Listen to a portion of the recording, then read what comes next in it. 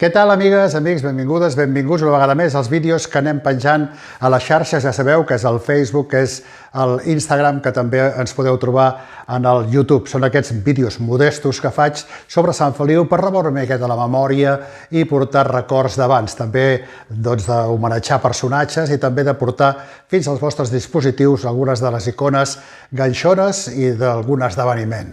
En aquest cas he triat el drac de Can Canals, d'aquesta botiga, de la qual només jo he pogut veure almenys aquesta foto, que encara està borrosa, però que es pot veure la qualitat de l'establiment, que es va apuntar en aquella explosió del modernisme que fou portat fins a Sant Feliu i que encara queda un petit itinerari per veure d'aquesta arquitectura tan especial. En aquest cas, el drac, que va romandre gairebé 90 anys en aquesta cantonada de la confluència del carrer Major amb el carrer Sant Antoni i que forma part de les nostres vides, que sempre amb alguns els ha fet por, altres l'han admirat, els altres han passat ja inadvertits de tant de veure, que va donar nom a un hostal i que era el reclam d'aquí de Can Canals. Vaig tenir la sort de ser el cap de premsa de l'Associació Turística Guixolenca en una mostra, un certamen que van fer durant molts anys per fer homenatges a la gent de l'hostaleria i també de la pastisseria. I per tant vaig poder entrevistar per fer les biografies a moltes persones que havien treballat precisament a Can Canals i que també després alguns varen sortir d'allà i altres van traslladar perquè hi havia un moviment de pastissers entre Can Canals i altres comerços molt preferents de Sant Feliu de Guíxols, com era Can Mapa, que estava ubicat on hi havia el Dorado, també Cal Oliveres o Can Bonet, molt conegut encara per molta de la gent de Sant Feliu, i també a Can Plàcido, especialment, que es trobava a la placeta Maragall, on ara hi havia la pizzeria Xus. Molt bé, el que fem és seguir l'itinerari d'aquesta escultura que forma part, com deia abans, de les nostres vides i que abans, tot i que estava en un lloc preferent i de molt de pas, ara està molt solitari al fons d'un passadís del monestir de Sant Feliu de Guíxols i veurem per quant de temps. De totes maneres, els seus 122 anys d'història no han acabat aquí, n'estic convençut, i encara continuaran endavant i li buscaran un bon lloc per poder-lo admirar.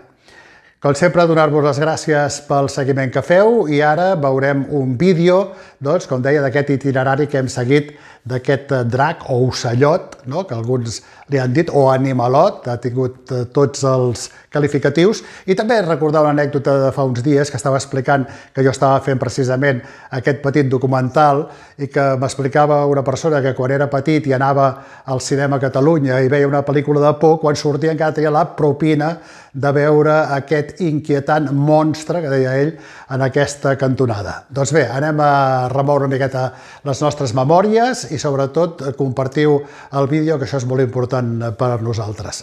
Moltes gràcies. Anem a veure aquest vídeo que us he preparat. Aquí el teniu.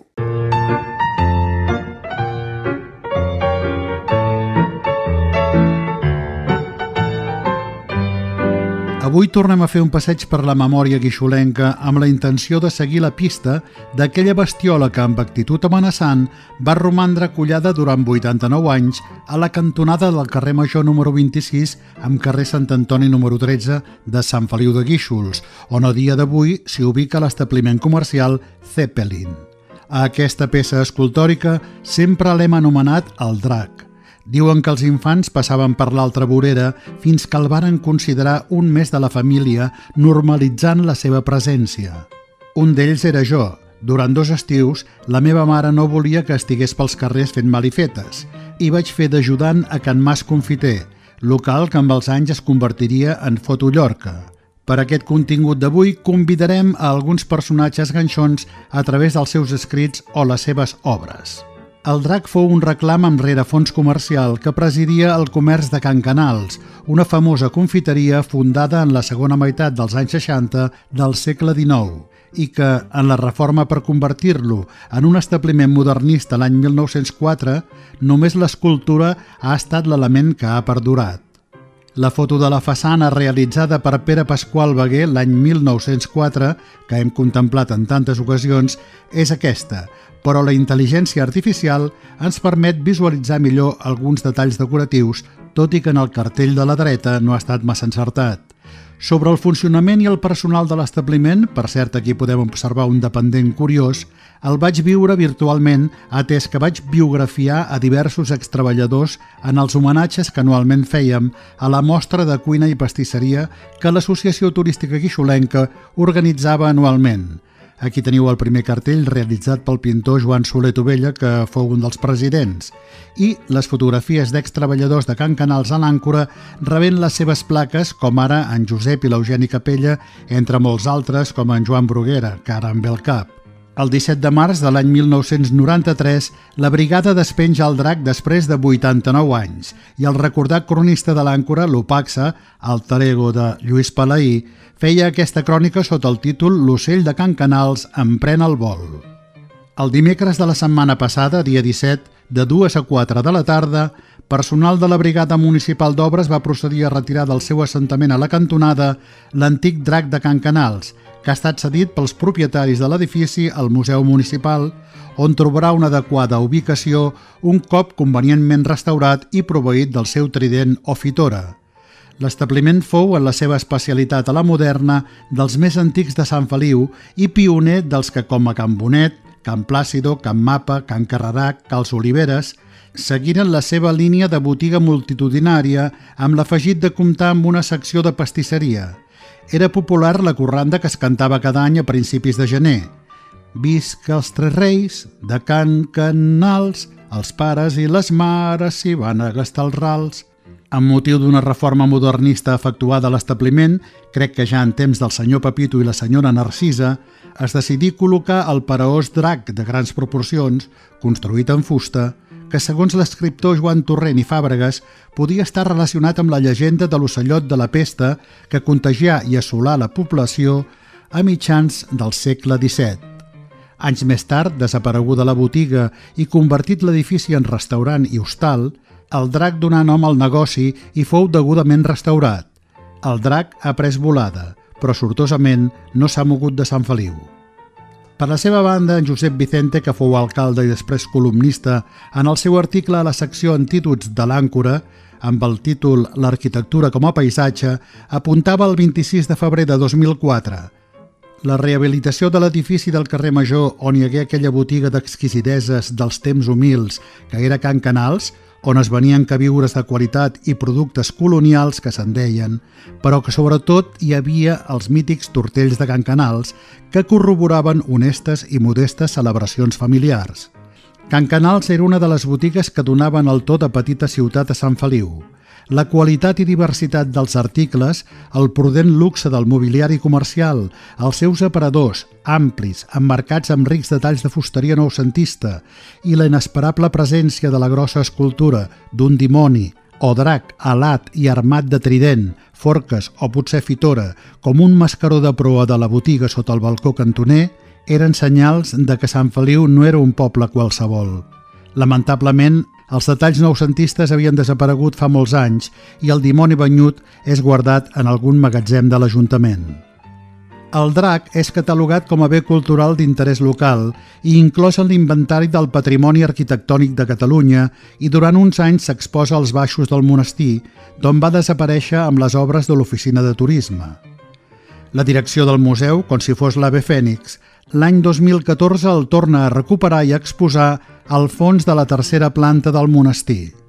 Per un temps es va complementar amb una vitrina que contenia una rèplica de la façana de Can Canals, una miniatura obra del conegut i recordat manyà i artesà Lluís Xifró, a la foto acompanyat de la seva esposa Rosa Peric, que s'acompanyava del següent text.